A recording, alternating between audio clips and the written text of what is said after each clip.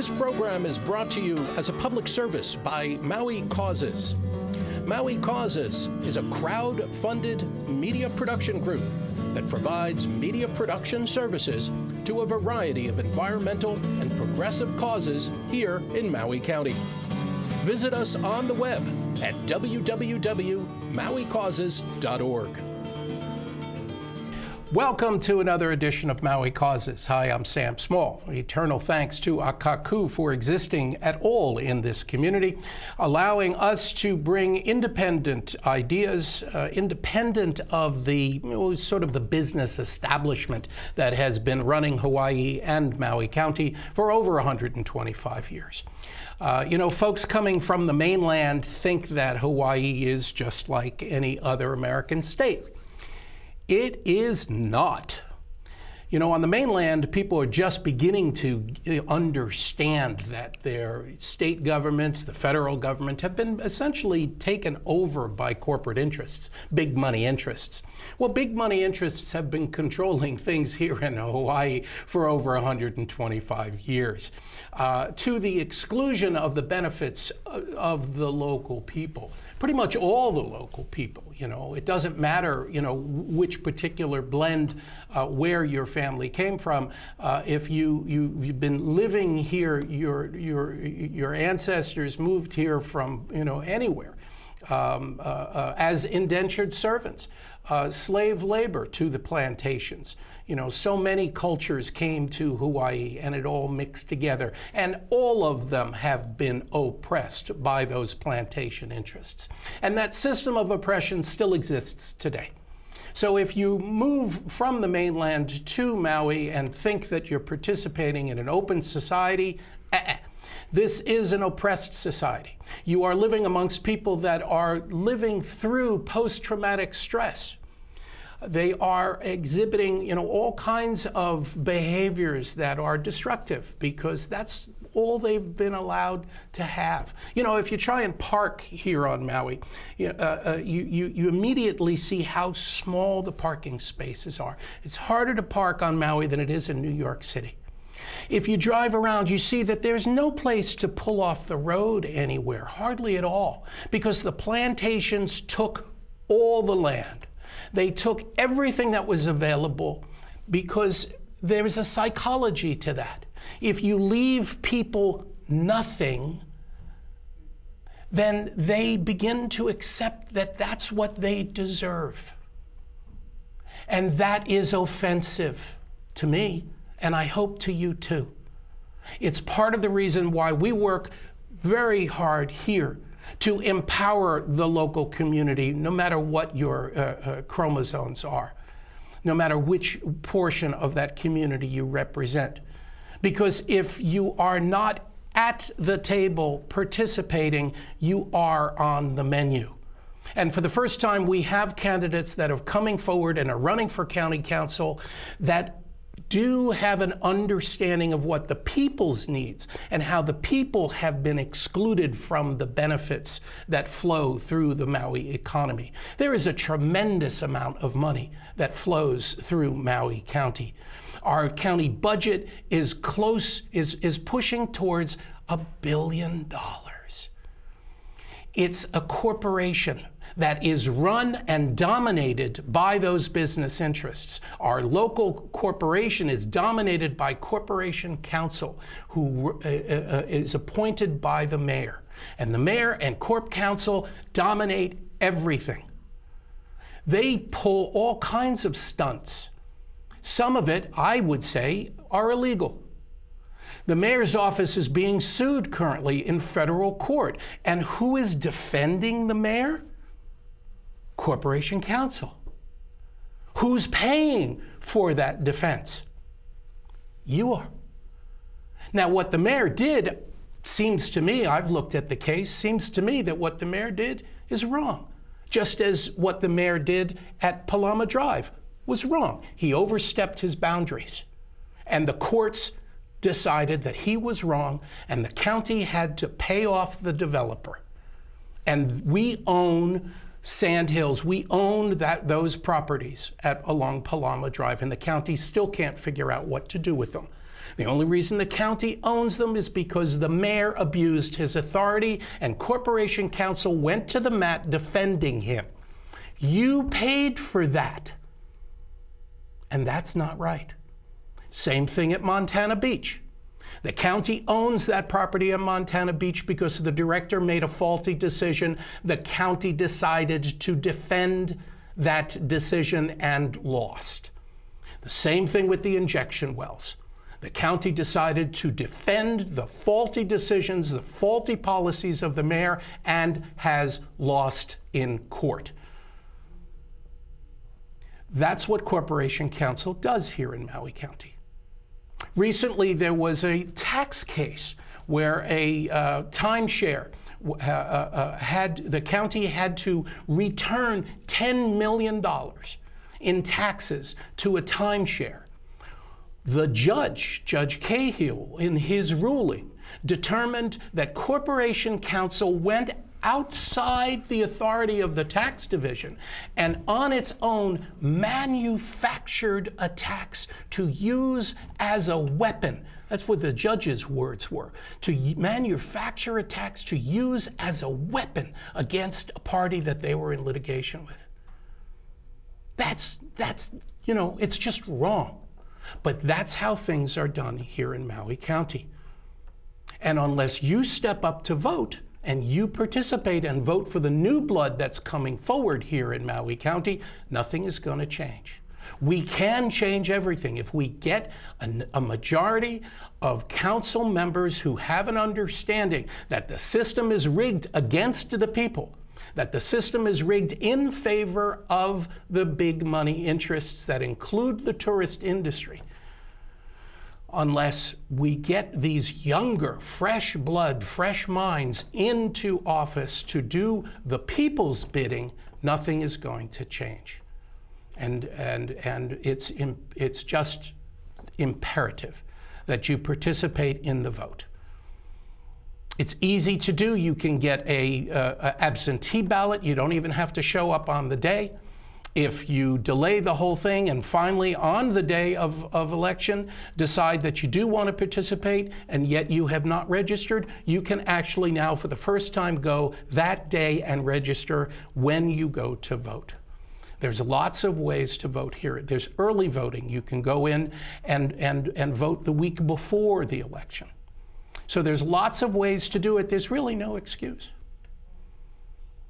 The future of Maui depends on it. Your children's future living on Maui depends on it. Because the way things are going, they will build Maui out and it will look like Oahu. And it's an example of an environment consuming itself.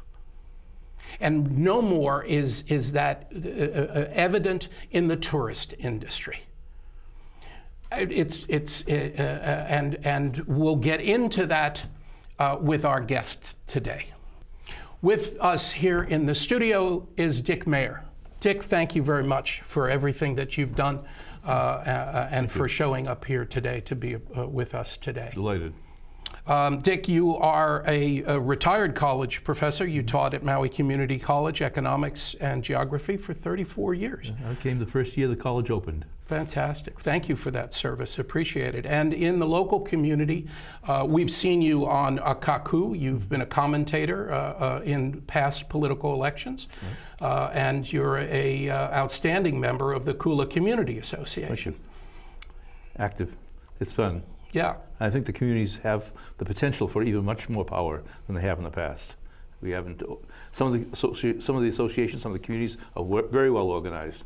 Others need to be nurtured and developed. What is it that you do with the Kula Community Association? Well, I'm vice president with the association now. I've been on the board since 1985, so over 30 years, been on the board. And what we do is if a developer wants to come into the area, for example, the wind farm out at Ulapalakua and other projects, something on top of the mountain, they come to us and ask for our comments. We, as a board, discuss, evaluate, give recommendations. They can take our recommendations or not, but it's in their interest usually to take them because we go down to the Planning Commission or the County Council and testify about things that really should have been done that they didn't do, or we praise them for things that they listened to us and did do. We also prepare budget proposals for the county council to pass when the mayor and then the council go around and ask for input. What do you need in your area? We give a lot of input. We prioritize things, and so that the flow of funds back into the community can be done the way the community wants it, not just sitting there in the mayor's office or in the council saying, well, we think this is what's done. We give them the input.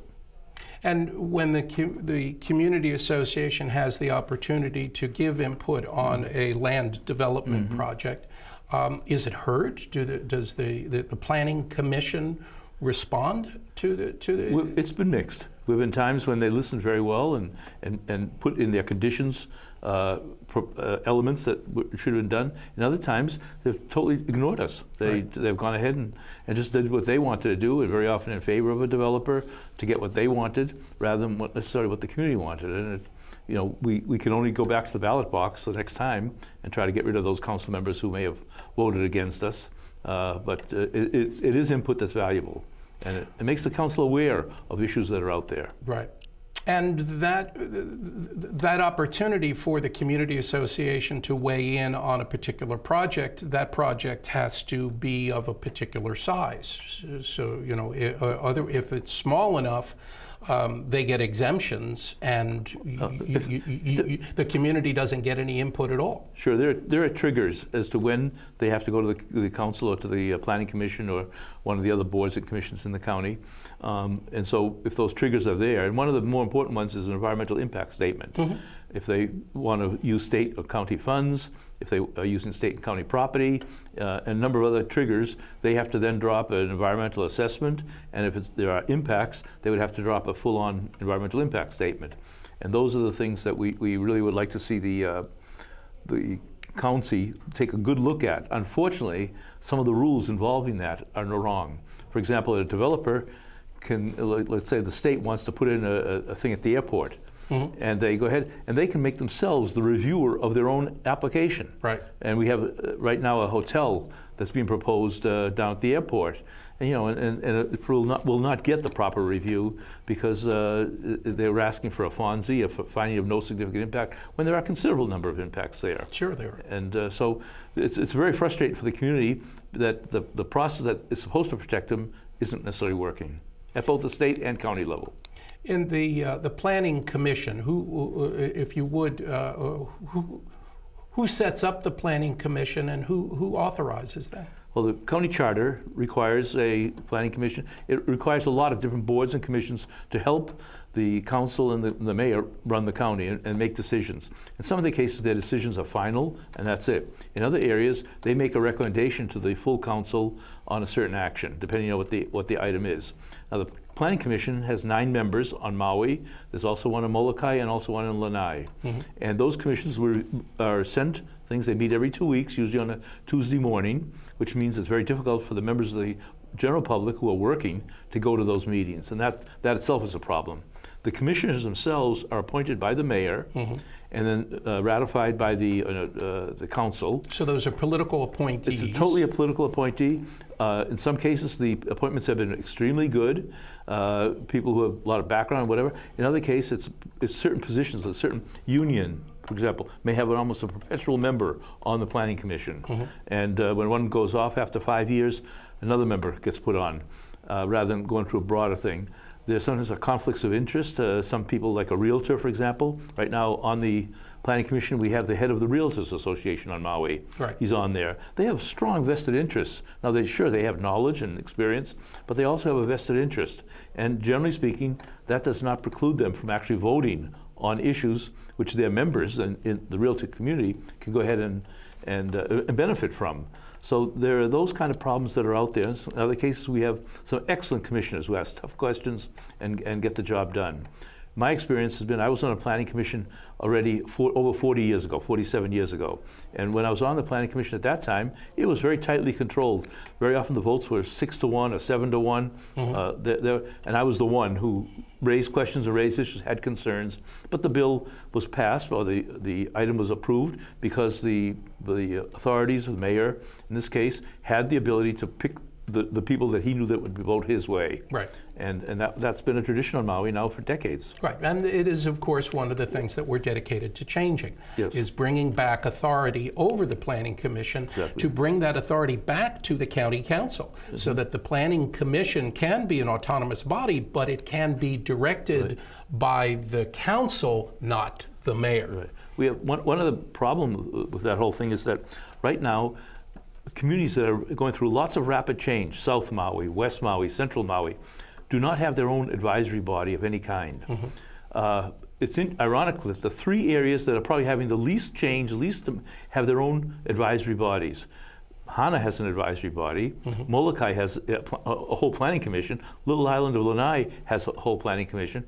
But Central Maui, South Maui, West Maui, where all the developments have no advisory bodies. Right. So one of the things I would like to see added in the charter is a capability for each of the community plan districts on Maui. There are 6 of them. One has an advisory body, Hana. The other 5 do not. And so I would like to see each of them to have a body that would look at proposals, make recommendations. I mean, they will not have the final say. It'll probably be the Planning Commission or the Council that will have the final say. But we should allow communities to say, this is good development, this is bad development, these are good changes, these are bad changes. And these are good changes, but we want to put a condition on it. Or these are bad changes, and we want to improve it by adding these conditions to the proposal. And that right now cannot be done. One of the problems here as well is that many of the folks that are in business, in real estate development, don't really have a long-standing history, a long-standing experience of the various different of things, weather events and things that take place historically here on Maui. And so they look at a piece of land and they say, hey, I can build on that. But folks who've been around here longer, like the Hawaiians, for instance, around for thousands of years managing the resources of these islands, now they know that that's a bad place for people to live. And that knowledge is encompassed into the Ahamoku system, which has, over the past number of years, had a revitalization. And there's a real hope, I think, for representatives of those different mokos to participate on these committees. The potential is there. We need to actuate it, get it going, because right now there is no effort made to get people who represent various moku areas to actually get on the commission or to be in the decision-making capacity. Well, the powers that be don't want that feedback. Yeah, and it's not just the Hawaiians. There are also many projects that come up that will add congestion to an area, and there are no funds for the infrastructure that's needed to support that thing, whether it be a new school. I mean, Kihei, I've heard, is the largest community in America without a high school. And it's taken decades and decades, and they still don't want. I was very much involved to get King Kekaliki High School built. I got called the initial committee. We got that built because there were some legislators at the state legislature, Joe Suki and Yamashita, not Yamashita, Yamasaki, who were there who were instrumental in making sure the funding came through to get that high school built. South Maui has been disadvantaged. They've not had the ability to get the funds to build the high school they very much need. So all those kids have to commute into Kahului, Wailuku, to Baldwin or Maui High to go to school. And that means that after school, the bus takes them home again, and they can't participate in the athletics or other things very easily because they will miss the bus. So what we need to do is get a high school built there. But that kind of an infrastructure issue is really critical. Traffic issues are there, water, runoff, all those issues are out there that we need to pay attention to. And the local community very often knows those things. The council generally looks at the development, how much money will it make? And doesn't look at the fact that in order to make that money, you need to supply the adequate infrastructure. Infrastructure really is a huge problem here. Absolutely, and what could have happened, we had the capability of solving that problem with something called impact fees. The county council funded, and the planning department set up a committee, hired a company to develop 2 infrastructure impact fee studies to find out that, for example, if a store like Target goes in or a new hotel goes in or whatever, is there an impact on traffic or on sewer or fire or police or whatever. And so they set up an impact fee study. It was done, very well done, with a good advisory body of developers and environmentalists. The recommendations came out, and the county council, first the mayor's office, froze that thing. They didn't even send it to the council for 2 years. Right. They just held it up. That was Mayor Arakawa's office. And then finally it got to the council, and the council said, we don't want to handle this. And they refused to handle it. And so we have no impact fees for so much of the infrastructure that we need. That would put the burden on those people who want to change Maui Right. to pay for the changes they're going to cause. Well, and the way that our system is currently set up as well, the people end up footing the bills for developers' infrastructure improvements. And very often they can't even pay the bills. They just have to suffer the consequences. They have to wait in traffic. There's no bill even to be paid, other than sitting in traffic, and their time is affected. The kids can't go to a local school. They don't have neighborhood schools when they should be. There's so many portable classrooms all over the island. And the DOE has an impact fee for schools, but it's not adequate. It barely pays for one classroom when they really may need a whole school. The developers, systematically here in Maui County, the developers are actually, rather than pay the impact fee or a fee in lieu, as most of the developed world does, here instead the directors of planning or public works are empowered by the politically appointed planning commission to issue exemptions. They just, rather than collect money from developers, they just write it off. Well, in many cases, they don't even have the authority to impose an impact fee because they did not pass an impact fee ordinance. Right. And so the impact fee ordinance would have specified exactly how much a new development would have to pay for various things that needed to be improved. Well, going back to 1974, you've heard me speak in the past about the deferral agreements, the 3-lot or less deferral agreements that were written for decades and never accounted for. No, the county has never collected on a single one of those dollars that were supposed to be paid to the county at some future later date. There was not even a fund to put the money. Don Guzman recently submitted a proposal that, because the finance department said, well, there's no place, why collect on these things? Because there's no place to put the money. And so he wrote a proposal to say, okay, well, let's create a fund that if and when we actually do collect on any of these things, and we do unravel this complete mess that has been created here, that we actually have a place to put those funds. You know much more about this than I do. Is there even a tracking system to track those things? The Public Works finally admitted to a particular number of developer agreements that have been written. But they have, Ellie Cochran asked them in 2012 for a financial system to be able to apply to be able to collect on them. And they said at that time that they could not provide her with that financial mechanism, but rest assured that they would get back to her. That was in 2012. Come 2018, they still haven't gotten back to her. Let me give an example of my own life. In 1973, early 73, A&B Corporation came to the Planning Commission. I was a planning commissioner at the time. And they promised with Wailea, that was a huge development, thousands of homes, that 1/3 of all the units built at Wailea would be workforce housing. They told the commission. They also were going to supply a shuttle bus, so the workers who would live on the upper part of the process would not have to commute down and crowd up the parking near the beaches, but they would have the capability of workers coming down. They never did it.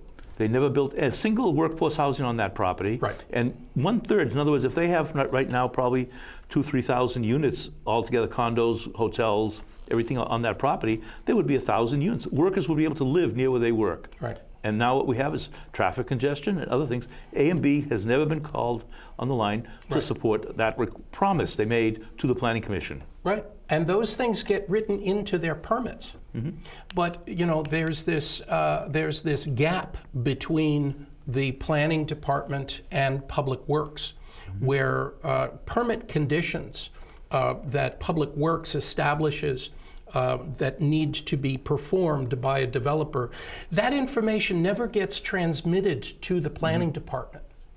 And so the planners never inspect for those conditioned things to be performed. Public Works does not perform inspections. They simply receive a letter from the developer. The developer says, yeah, we did whatever it was that we were supposed to do, and that's been good enough for them. So we have developers like out at Oluwalu, where recently, we just had a whole series of brush fires. That developer out at Oluwalu never installed the green belts. They never created fire breaks. So there's nothing to stop a wildfire from raging through there and destroying all of those homes. The developer walked away, the director let them go. And that's the way it's done here in Maui. And so it's citizens like you and me and many others that have an understanding, a willingness to, you got to go dive below the surface on some of these things. It gets kind of complicated. Absolutely. And I know, a lot of times when I start talking about this stuff to people, their gaze drifts off and I break eye contact and suddenly they're just like a million miles away because it gets to be dense stuff. But it really is important It's stuff. important, but it takes years to make changes, if you get any change at all. I mean, it's very, very difficult. It's been very, very difficult. If we can get the majority of younger, fresh minds on the county council, I submit to you, we can make these changes really fast. Yeah. It'll make your head spin how fast we can make these changes. It's a culture change. Yeah, it is. We're going to be back with Dick Mayer speaking about more of the issues, infrastructure issues and others here in Maui County. We'll be also talking about the tourist industry and the Maui County plans. Join us in just a minute here on Maui Causes. There's more to our show in just a moment. This program is brought to you as a public service by Maui Causes.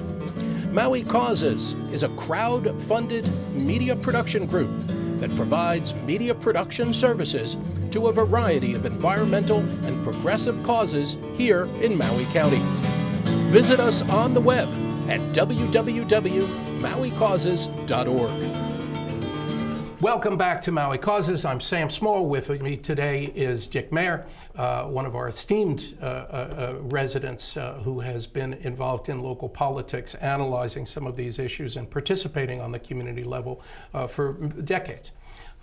Few people are as experienced and knowledgeable as Dick Mayer. We're honored to have him with us today.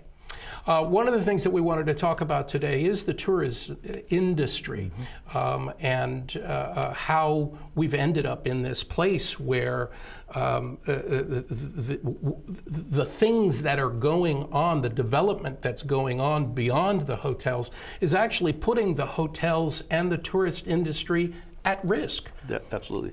Now, let's go back historically, because there's a real dichotomy here between the old days and what's happened now.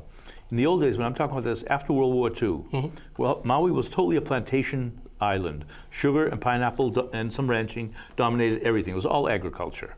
That was really all, there were a few jobs, a few stores in Wailuku and Paia, but basically it was a plantation economy. And we were growing most of our own food back in those days. Well, that may have been as well, but that to me is not the issue. The main issue is that after the war ended, the workers, after many decades of trying, finally were able to organize themselves into unions.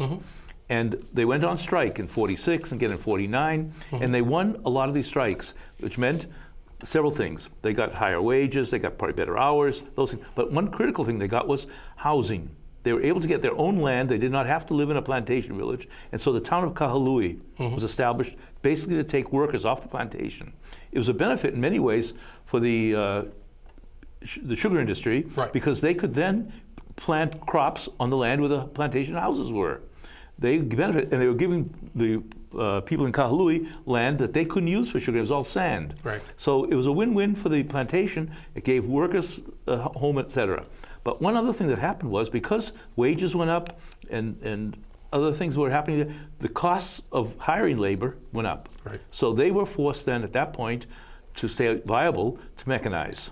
And they began mechanizing rapidly in the 1950s. And as they did that mechanization, it meant they didn't have to hire any more workers. The labor force. The entire labor force. And Maui's population went from like 48,000 down to 35,000. Oh yeah, the population dropped. It dropped. Because there was no other way to make a living here. You couldn't, so what we have is a whole generation. So if you wanted to hold a Baldwin High School, Maui High School class reunion for the class of 55, you'd do it in LA or in Pearl Harbor or someplace else where the young people of Maui all went. Right. They left. There was just no opportunities at all. The business community and everything else saw that decline continuing into the early 60s, organized, and began saying, we got to find some solution. Two things happened that changed things around. One was statehood. In 1959, Hawaii became a state, and all of a sudden there was lots of publicity on the mainland about Hawaii as a state and a place where people might want to go. As a destination. And people began realizing, hey, it's not a foreign country. They use our money. They speak our language. We can go there as a tourist place. But wanting to go was one thing. Being able to go was another.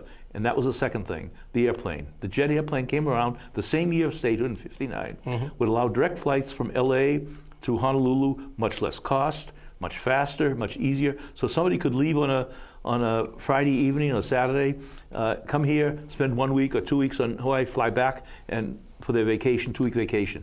Previously, it was a long trip. It was by boat in many cases. It took weeks to get here, weeks to go back. It was only rich people could come. Now all of a sudden, mass tourism could come to Hawaii. Elvis came to Hawaii.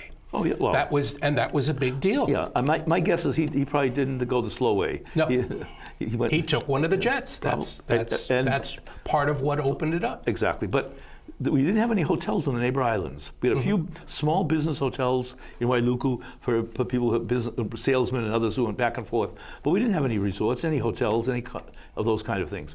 So what happened was a big gamble was taken on West Maui by AmFac, American Factors, which decided to build Kaanapali Resort. It's the first neighbor island resort. And so the whole tourist industry began on the west side, and it began in the early 60s, 61, 62, 63, they started building. 64, they started opening up hotels, the Sheraton and the other ones out there. And it became a booming success. So much of a success that all of a sudden there were jobs available for local displaced agricultural workers.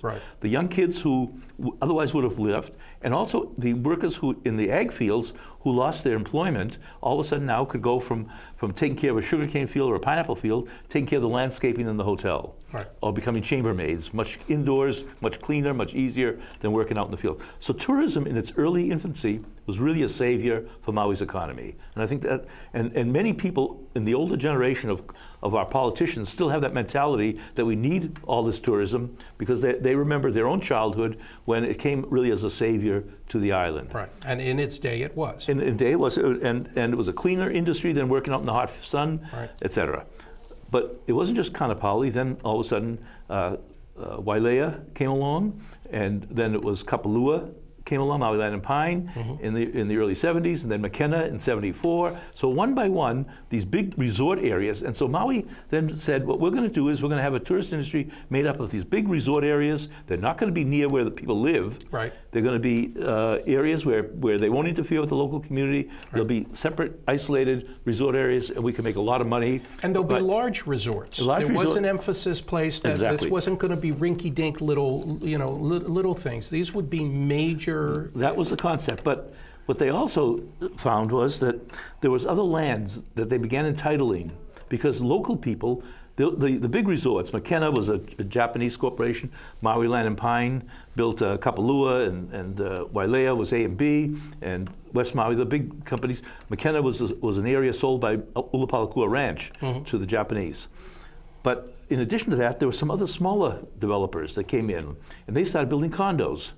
So up and down the coast of Napili, Kihei, all of a sudden, during the 70s, and there were newspaper articles written, big feature articles called Condomania, and it's really what it was. It was just one after another being built. And Maui went from essentially like a speeding race car from 0 to 100, in a matter of a decade or two.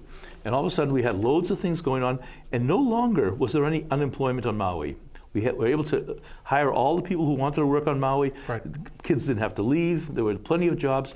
But in fact, the construction of these things happened so fast, they had to bring more people in. Right. So the construction companies went to Texas and the mainland, or workers just came here looking for jobs, and they could get jobs. And so all of a sudden the population, which when I arrived on Maui in 1967 was 35,000 on the island, began going up by thousands and thousands and thousands. I was recruited here to teach at the college the first year it opened, and other people were recruited as well, but many other people just came here because the job situation was so good. Right. And the population went up. Today we have 156,000 people, residents on the island. Yep. In those days we had maybe 1,000 tourists when I first arrived. Now we have 75,000 tourists on the island. Yeah, that's the July figure. The July figure, the most recent figure came out, is 75,000 tourists on an average day here. So that's more than 1 out of 3 people on absolutely. Maui. It's Absolutely. almost half the population at any given time. Almost half were tourists. Exactly. So the things really changed pretty dramatically. It was positive in many ways in that early stages, and then problems began creeping in, but most of the people looked at this tourism growth as a savior, because not only did the sugar plantations mechanize, but the pineapple ones did as well. And as the years went by, they needed fewer and fewer workers. They could do it. They had a big cannery here in Kahului. They used to have canneries out in Pauella and even on the west side. Sure. And all of a sudden, those one by one, those things closed, and changes really started taking place. The problems, though, started creeping in. First of all, hotels worked at night. They had night shifts. They had all kinds of evening shifts in the restaurants and the things of this sort, and day shifts to make the rooms and clean the room. So people who used to go to work in the plantations only during the daytime, all of a sudden found that they were working till 11 o'clock at night, or beginning at 11 till 7 in the morning. Yeah, sure. So families no longer had their families intact all day long. Right. And maybe the spouse, one spouse worked day shift, the other one worked evening shift. Kids came home very often from school and found nobody there. Right. Suddenly there were unattended kids. Right. Crime started going up, juvenile crime in particular. And if you read the Maui Police Department reports from this era, they start talking about a huge increase in all kinds of crime, petty crimes very often, but kids were getting into trouble. They were also concerned about drugs and various other negative behaviors going on. People could no longer afford their houses because prices started going up. The land became expensive, and slowly, it wasn't a rapid thing, but over the years it accumulated and became a real problem. People had long commutes.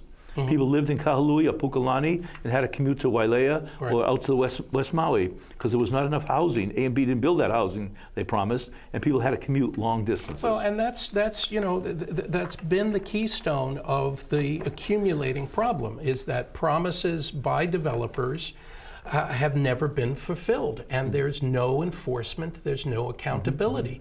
The County of Maui, the planning the planning department and Public Works Department have been characterized as having a culture of leniency. To facilitate that growth that you're talking about that started in the 70s. And that's where we had those deferral agreements. They were initiated in 1974.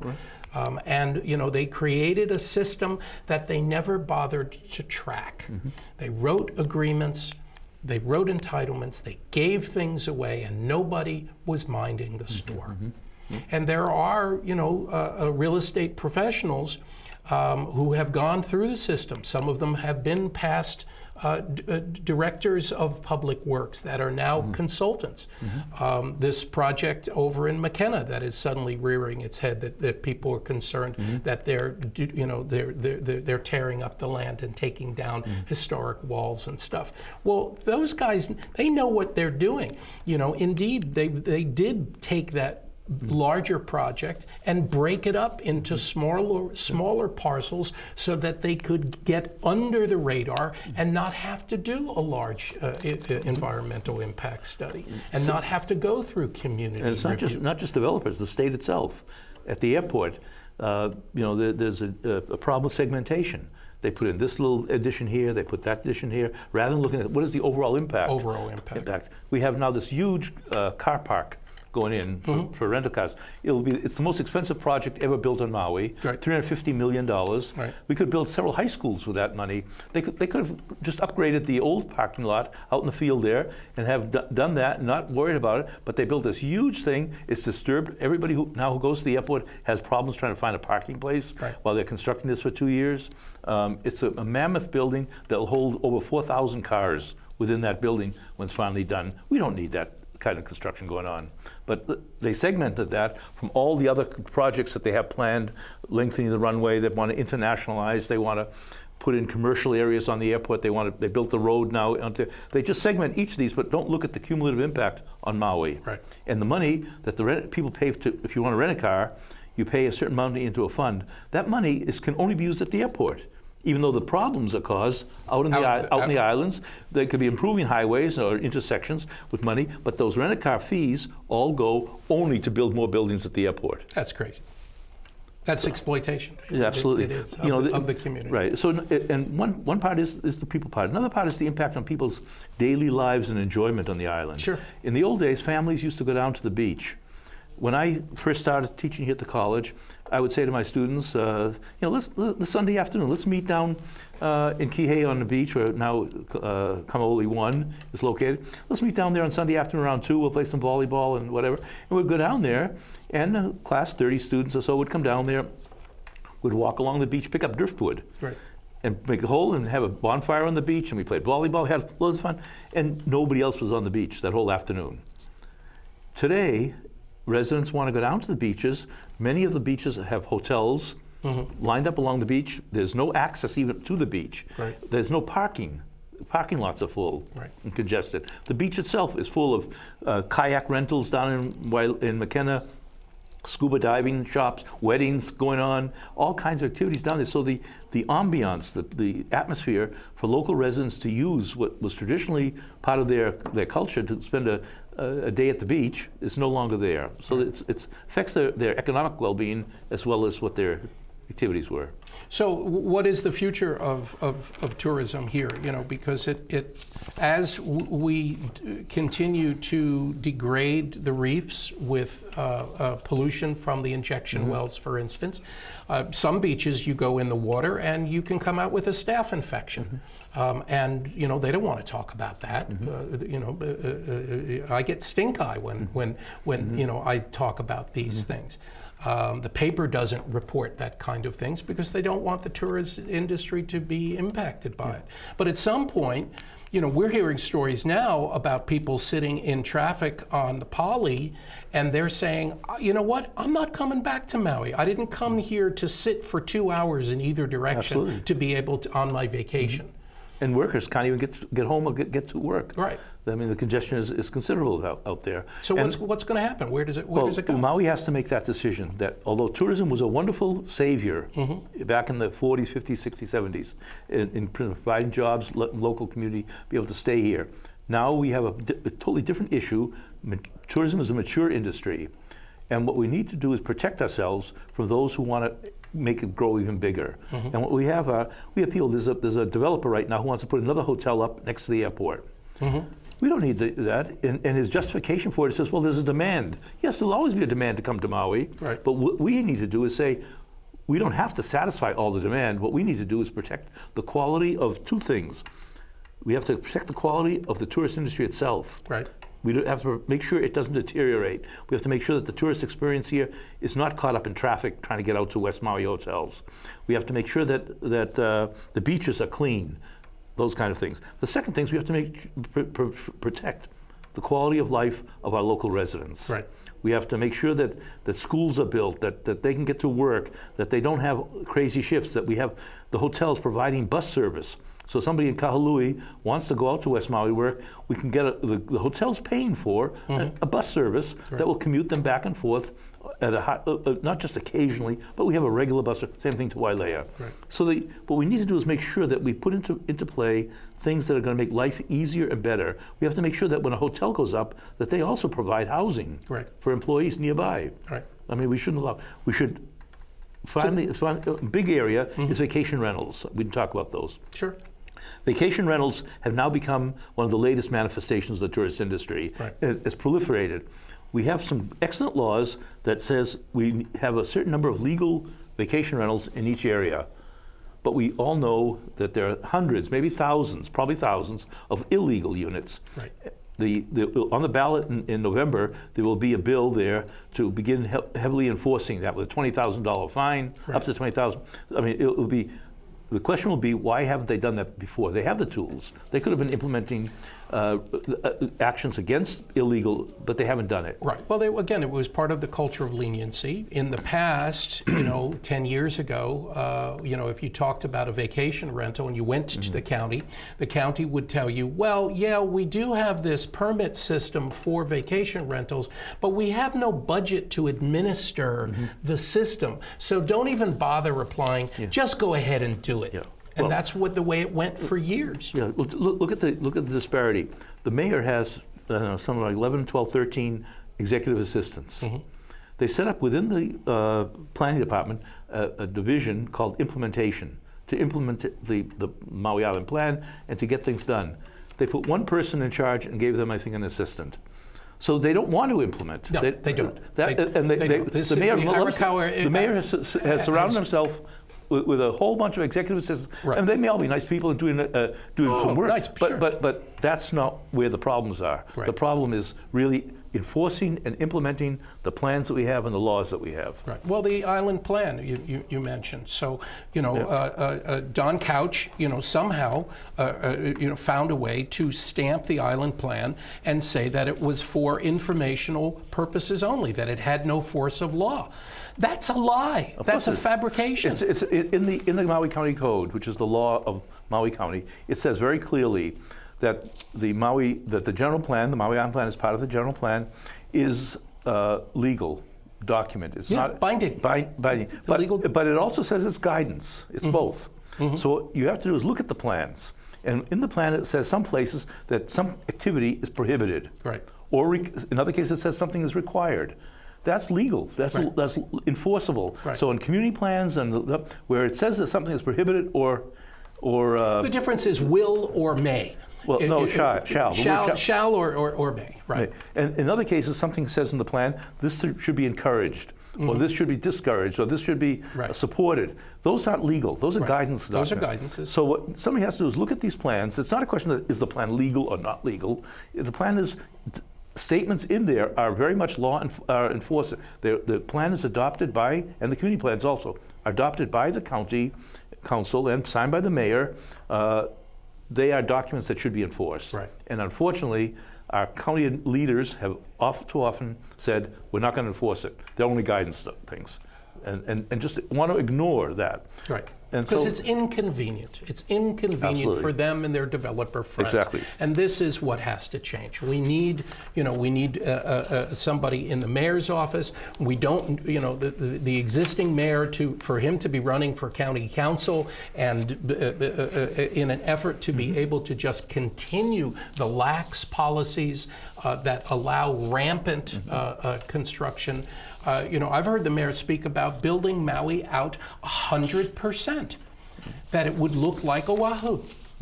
And there's no understanding of the carrying capacity of what the island physically can absorb without destroying itself. Exactly.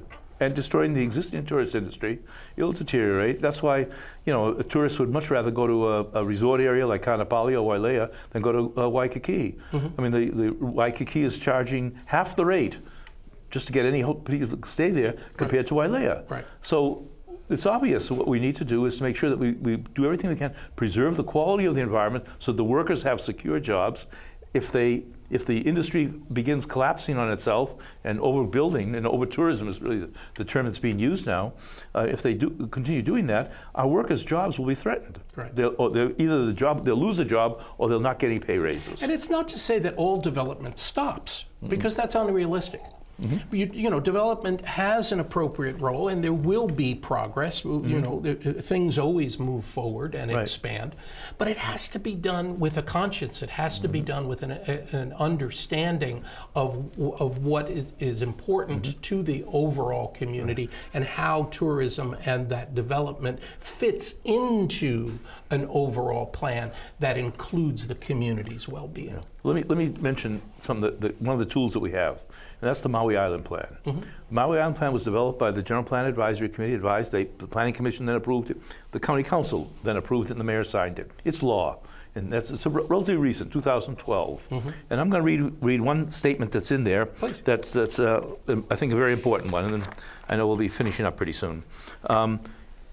Promote a desirable island population by striving to not exceed an island-wide visitor population of roughly 33% of the resident population. We're over that now. What that means is we now have 156,000 residents on the island. 1/3 of that is 52,000. Right. So we should have a daily average population of tourists of 52,000. In fact, we have 75,000 right now. Right. And we're way over the limit. So when people say, how come we have all this congestion? We already have too many hotel rooms, or vacation rentals, or timeshares, or other things. In addition, something else we didn't even talk about, us people have second homes here. Right. They're tourists. Oprah Winfrey comes Second here. or third homes. Yeah, when Oprah Winfrey comes here for 2 weeks, yeah, she's staying in a house that she owns, but she's a tourist. She's coming here. She's not living here. She's not a resident. She doesn't pay any income taxes to the state, probably, Right. and all those things. So what we really need to be concerned about is making sure that we strive, as this Maui Island Plan says, we strive to make sure that we do not grant permits for more vacation rentals, more timeshares, more hotels, all of those things, that we maintain the quality of our environment here on Maui, and that's really critical. And we have to have people elected to office who are going to make sure that that's done. Thank you, because that is the keystone at this point. It is in the electoral process where this community has the opportunity to make a difference. We can put the brakes on to rampant development, over tourism, so that what does the growth that does take place going forward happens in a way that's appropriate for the community and the people that live here, that's appropriate for your children. Because otherwise, Maui will cease to be Maui, and we will end up looking like Oahu, and our beaches will be eroded, the reefs will all be dead.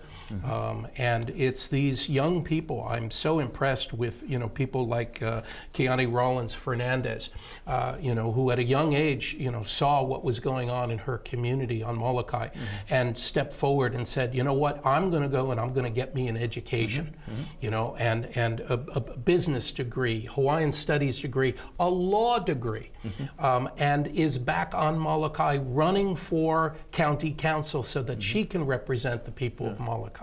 Right. That's a fantastic thing. What a phenomenal commitment for a young person to make. Absolutely. A mother of two, to be willing she's doing it for those kids. Yeah, absolutely, no question about absolutely.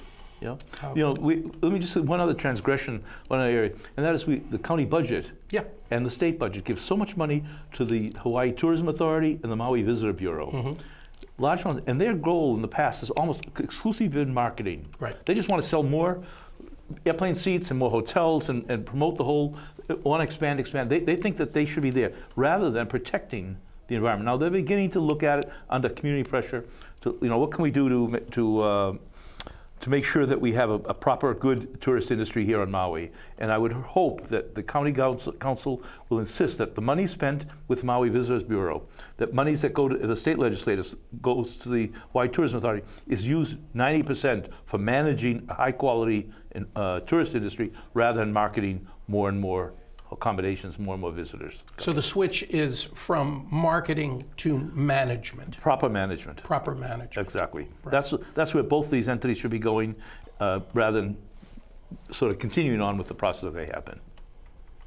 And it's really through these younger county council members that have an understanding of this proper balance, that want themselves to be able and want their children to be able to have a future. The mayor's race also is important. We have two candidates who are quite different from each other, and I think the public is very much aware of what these candidates stand for.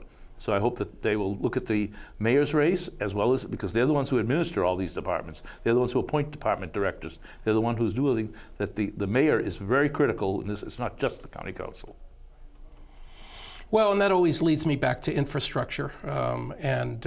You know, I personally disagree with you that the differentiation between those two candidates for mayor is as big as people think it is. Because I think there's credit for some environmental things that are very helpful and very nice, you know, plastic ban, polystyrene ban, sunblock ban. But the infrastructure issues that we've spoken about here have been allowed to persist under existing council members' chairmanship. And in fact, you know, I've pushed rather hard to be able to bring some of these issues to the fore. But the council is divided. There's a 5-4 split in the council. As much as a particular council member would want to do stuff along the lines you're talking about, it will be difficult in a council which they have the minority votes. Yeah, but it only takes 3 of them to launch, to begin to launch an investigation. The council has the power in the charter to launch an investigation into any issue that comes before the council. So when a director of a department does something that is apparently beyond the scope of their authority, the council can launch an investigation. They don't need a majority vote to do that. But yet, the council has never done that. And that's something that needs to change. The council needs to feel empowered. They're currently, as I've said many times, intimidated by corporation council. And these are some of the things that need to change drastically here in Maui County. Dick, thank you so much for your time and everything that you do here in the community, and thanks for coming on our show. Thanks for having me. It's been enjoyable. Join us again on Maui Causes. We'll be back next week with another show and more issues in support of changing things up, being a positive disruption to the status quo, which is a necessary ingredient in a free democracy. That's what Maui Causes is dedicated towards. Check us out on mauicauses.org. Thank you very much. Aloha. Aloha. This program is brought to you as a public service by Maui Causes. Maui Causes is a crowd-funded media production group that provides media production services to a variety of environmental and progressive causes here in Maui County. Visit us on the web at www.mauicauses.org.